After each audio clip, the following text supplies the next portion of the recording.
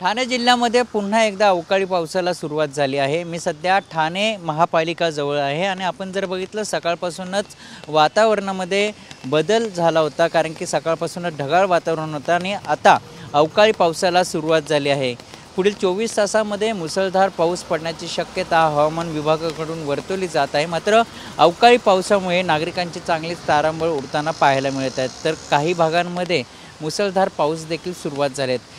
मागील काही दिवसांपासून अवकाळी पाऊस पडत आहेत, अनेक शेतकऱ्यांचं देखील मोठ्या प्रमाणात नुकसान देखील होत आहेत। मात्र अवकाळी पाऊस हा पुढील 2 ते 3 दिवस असाच राहणार आहे असं देखील म्हटलं जात आहे। मात्र पुढील 24 तास हे महत्त्वाचे आहेत, कारण की हवामान विभागाकडून पुढील 24 तासांमध्ये मुसळधार पाऊस पडण्याची शक्यता वर्तवली जात आहे। कॅमेरामन अजयसह मयूर जाधव, TV9 मराठी, ठाणे।